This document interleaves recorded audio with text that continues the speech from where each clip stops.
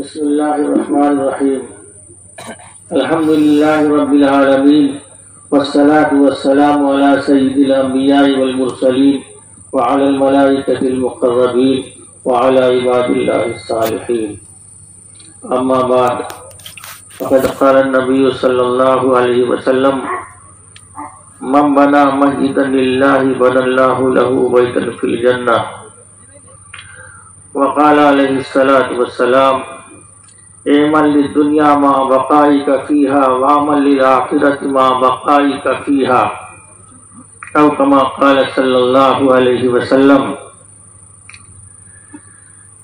نہ ہے یہ جان ہی اپنی نہ ہے یہ مال ہی اپنا، نہ ہے یہ جان ہی اپنی نہ ہے یہ مال ہی اپنا، خدا کی راہ میں جو لگ گیا بس ہے وہی اپنا۔ یہ مال و زر یقیناً چھوڑ کر دنیا سے جانا ہے، یہ مال و زر یقیناً چھوڑ کر دنیا سے جانا ہے، یہاں آئے کہ خالی ہاتھ جانا ہے۔ یہ دنیا بے وفا ہے اس کے چکر میں نہ آ جانا، اچانک دے گی دھوکہ کام آئے گا نہ پچھتانا۔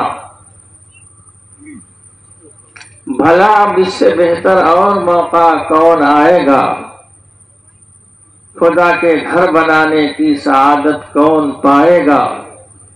اگر ہوشیار ہو مسجد میں تن من دھن سے لگ جاؤ، یہ مال و زر خدا کے بینک میں محفوظ کر جاؤ۔ معزز حاضرین اور علماء کرام، میں نے حضرت نبی کریم صلی اللہ علیہ وسلم کی ایک حدیث پڑھی ہے جس میں آپ نے فرمایا کہ جس نے بھی اللہ واسطے اللہ کی رضا اور خوشنودی کے لیے مسجد تعمیر کی، یہ شرط ہے مسجد جو ہے نمائش کے لیے نہیں، صرف اللہ کی رضا اور خوشنودی۔ انسان کوئی مکان بناتا ہے تو اس کا ایک مقصد ہوتا ہے رہائش، تو رہائش کے لیے تو بہرحال ایک ضرورت کی چیز ہے۔ دوسری چیز ہوتی ہے آسائش، کہ جتنی سہولت اور آسانی کی چیزیں مہیا ہو، گھر میں آسانی ہو، درست۔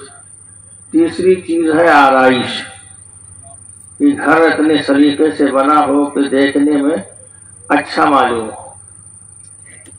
یہ تین چیز کی تو گنجائش ہے، اور چوتھی چیز ہے نمائش، یہ ناجائز ہے۔ اور کوئی بھی عمل ہو، مسجد کی تعمیر تو چھوڑ دیجئے، میرا تقریر کرنا، آپ کا تقریر سننا، اس لیے ہو تقریر سننا کہ فلاں صاحب بہت زوردار بیان کیے، اور فلاں صاحب تو بتائیے ہی، تو بیکار ہے سننا۔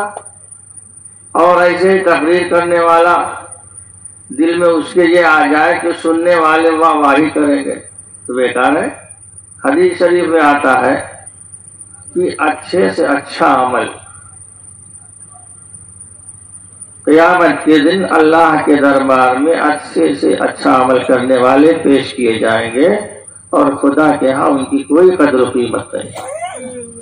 علماء کی جماعت کو بلایا جائے گا، ان سے پوچھا جائے گا علم سے نوازا تھا، اس علم سے تم کیا لے کر کے آئے ہو کما کر؟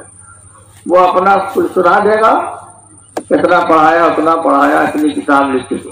اللہ تعالیٰ فرمائیں گے یہ سب تم نے اس لیے کیا تھا تاکہ تجھے لوگ علامہ کہیں، بس یہ دنیا میں کہاں جا چکا، یہاں تیرے لیے کچھ ہے۔ شہداء کی جماعت کو بلایا جائے گا، جوانی قوت دی تھی، اس کے بدلے میں تم یہاں کیا لے کر کے آئے؟ تو وہ بھی یہی بتائے گا کہ میں نے تو دی جمع مرضی دکھائی کہ اپنی جان تیری راہ میں قربان کر دی۔ اللہ تعالیٰ فرمائیں گے یہ سب تم نے اس لیے کیا تھا تاکہ تجھے لوگ دنیا میں شہید کہیں، اور شہید کہا جا چکا، اب یہاں تمہارے لیے کچھ نہیں۔ ایسے ہی مالداروں کی جماعت کو بلا کر کے پوچھا جائے گا اس مال سے تم کا کما کر کے لائے ہو، تو وہ اپنی سخاوت کو گنوائیں گے۔ اللہ تعالیٰ فرمائیں گے یہ سب تم نے اس لیے کیا تھا تاکہ لوگ تجھے سخی کہیں، یہاں تیرے لیے کچھ ہے۔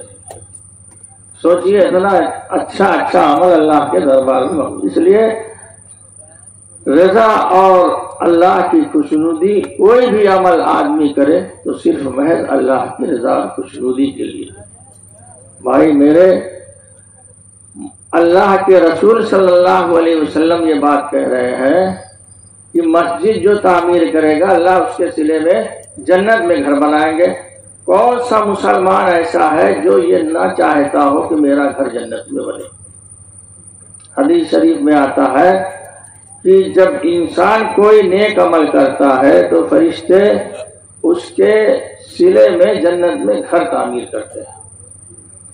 حضرت مولانا یعقوب صاحب نانوتوی رحمۃ اللہ علیہ دارالدیوبند کے پہلے صدر مدرس ہیں۔ جذب کی کیفیت ان کے اوپر رہتی تھی۔ ایک دن وہ رت لگانے لگے، یا اللہ 3 لاکھ روپیہ دے دے، یا اللہ 3 لاکھ روپیہ دے دے، یا اللہ 3 لاکھ روپیہ دے دے۔ پھر ان کو نیند آ گئی، خواب میں دیکھا کہ جنت کی سیر کر رہے ہیں اور ایک مکان بہت خوبصورت، ہیرے جواہرات جڑے ہوئے ہیں، قمقمے لگے ہوئے ہیں۔ اسی مکان کے ایک گوشے میں دیکھا کہ کچھ اندھیرا سا لگ رہا ہے۔ پوچھا یہ مکان کس کا؟ کہا یعقوب کا ہے۔ قدم یعقوب کا جانب غیر ابھی وقت نہیں آیا تو یہاں اندھیرا کیوں ہے؟ تو کہنے لگے، ان سے کہنے لگے خواب میں کہ اللہ تعالیٰ سے وہ 3 لاکھ روپیہ مانگ رہے تھے، اللہ تعالیٰ نے یہی توڑ کے بھیج دیا۔ اب جب آنکھ کھلی تو کہنے لگے نہ مجھے 3 لاکھ چاہیے، نہ مجھے 1-2 لاکھ چاہیے، نہ 5 لاکھ چاہیے۔ ویسے ہی اگر ہم مانگتے رہے تو جنت کا پورا گھر مسمار ہو جائے گا، ڈھا جائے گا، ختم ہو جائے گا۔ اس لیے بندہ جب کوئی بھی نیک عمل کرتا ہے اللہ تعالیٰ اس کے لیے جنت میں گھر تعمیر کرتے ہیں۔ آپ صلی اللہ علیہ وسلم نے ایک عجیب نسخہ بتایا ہے، میں نے حدیث پڑھی تھی۔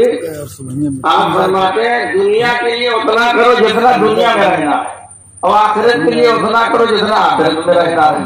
اب آپ خود ہی فیصلہ کر لیجئے دنیا میں انسان کئی دن رہتا ہے، لیکن ہر دنیا دنیا کے لیے، اور جہاں ہمیشہ رہنا وہاں کے لیے ہمیں کتنی فکر۔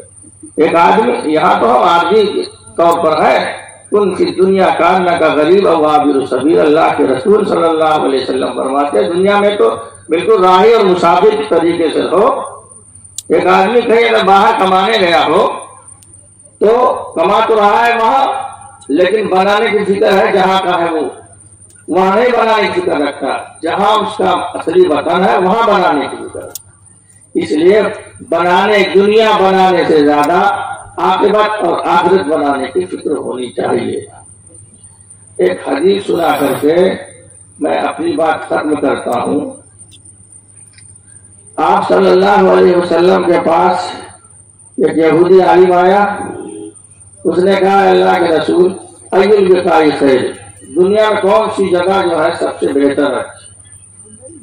تو آپ خاموش رہے۔ آپ نے فرمایا جب تک جبریل نہیں آ جائیں گے خاموش رہوں گا۔ جبریل علیہ السلام آئے، آپ نے جبریل سے پوچھا، حضرت جبریل علیہ السلام نے کہا میں مسئول بعلم من السائل، جس سے آپ پوچھ رہے ہیں وہ آپ سے زیادہ نہیں جانتا ہے، لیکن اللہ تعالیٰ سے پوچھ سکتا ہے۔ چنانچہ حضرت جبریل آئے پوچھ کر کے، تو جواب بتانے کے بجائے حضرت جبریل کہتے ہیں یا محمد انی دعوت دنوا من اللہ تعالی ما دعوت منہ قط، آج میں اللہ کے اتنے قریب ہو گیا اس سے پہلے کبھی اتنے قریب نہیں ہوا تھا۔ آپ نے فرمایا کئی فکان ہے یا جبریل، کتنا فاصلہ رہ گیا تھا؟ فرمایا کان بینی و بین اللہ تبارک و تعالی 70,000 حجاب من نور، میرے اللہ کے درمیان 70,000 نور کے پردوں کا فاصلہ ہے، اور جبریل اسی پہ مچل رہے ہیں خوش۔ اور جنت میں تو جنتیوں کا براہ راست جنتیوں کا خدا کا دیدار ہوگا، کتنی بڑی نعمت ہوگی، اور حضرت جبریل اسی پر مگن ہے۔ اس کے بعد تو جواب دینے کے بجائے اپنی سفر کی روزہ سنانے لگے۔ پھر جواب دیا، کہا اللہ نے فرمایا شر البقاع اسواقها وخیر البقاع مساجدها، سب سے بری جگہ جو ہے بازار ہے۔ بازار ضرورت کی جگہ ہے، جیسے استنجا خانہ پیخانہ ایسے ہی بازار ہے. کوئی نہیں جاتا ہے استنجے خانے میں بیت الخلا میں کہ اگر 5 منٹ وقت فراغت ہو جاتی ہے 5 منٹ تو کوئی نہیں سوچتا اللہ 20 منٹ اور بیٹھ گئے، لیکن بازار میں بیٹھا رہتا ہے. ایسے ہی بازار ہے، اتنی بری جگہ ہے. اور سب سے بہتر اور اچھی جگہ مسجد ہے. تو اگر ہمارا اور آپ کا پیسہ، ہماری اور آپ کی طاقت و قوت مسجد کی تعمیر میں لگتی ہے تو دنیا کی سب سے اچھی جگہ میں وہ چیز ہماری صرف ہو رہی ہے. مسجد بہترین ہونی چاہیے، شاندار ہونی چاہیے، کسی چیز کی ہر طرح کی سہولیات ہونی چاہیے. بہت سے لوگ کہتے ہیں نا پہلے مسجدیں کچی ہوتی تھی نمازی پکے ہوتے تھے، اب مسجدیں پکی ہوتی ہے نمازی کچے ہوتے ہیں. ارے پہلے نمازی پکے ہوتے تھے، مسجدیں کچی ہوتی تو ان کے مکان بھی کچے ہوتے تھے. جیسے ان کی مسجد رہتی تھی ویسے ان کے مکان بھی. یہاں تو مکان شداد اور نمرود اور حامان جیسا بنا ہوا ہے اور چاہتے ہیں کہ ابو بکر عمر جیسی مسجد بنائے. ارے بھائی ابو بکر عمر جیسے بنو تو مسجد بناؤ ویسی. مجھے تو بہت تکلیف ہوتی ہے اگر میں کسی آبادی میں جاتا ہوں اور اس آبادی کے اندر اگر مسجد سے شاندار عمارتیں اور گھر بنے ہوئے بہت تکلیف ہوتی ہے. سب سے عالیشان خدا کا گھر ہونا چاہیے، سب سے اچھا خدا کا گھر ہونا چاہیے. اس لیے میرے بھائی جس سے جتنا ہو سکے جو ہم دے دیں گے.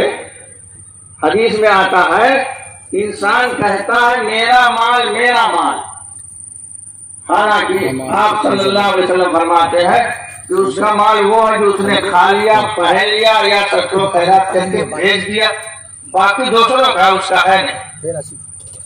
ایک دفعہ آپ سے پوچھا گیا کہ اللہ کے رسول کون سی خیرات سب سے بہتر ہے؟ آپ نے فرمایا ان تصدق وانت صحیح شہید. تم اس حال میں جو اللہ کے راستے میں کہ تم تندرست ہو اور تمہیں مال کی حرص بھی ہو، لالچ بھی ہو. آپ فرماتے والا تم ہی حتی اذا بلغت الحلقوم، ڈھیل مت کرو اس معاملے میں کہ جان حلق میں پہنچ جائے. کوئی کہے فلان کذا ولی فلان کذا ولی فلان کذا وقد کان لفلان. تم یہ کہو فلاں کو اتنا، جب دنیا سے جانے لگتا ہے تب سخاوت دکھاتا ہے. جب تک وہ مال اس کے قبضے میں تھا تب تک تو نہیں دے رہا. تب جان رہا کہ دوسروں کے قبضے میں جا رہا ہے تب سخاوت دکھا رہا. اب حاکم کاری بن رہا ہے، اب وارثوں کا بننے جا رہا تو پہلے مسجد میں دے دو، مدرسہ میں دے دو. اس لیے اپنی طاقت و قوت کو غنیمت جانو اور طاقت و قوت اور توانائی کے وقت میں اللہ کی راہ میں مال کو خرچ کرنا اللہ کے نزدیک بہترین قبولیت کے مقام کو پہنچنے والا ہے. اللہ تعالی ہمیں اور آپ سب کو توفیق عطا فرمائے.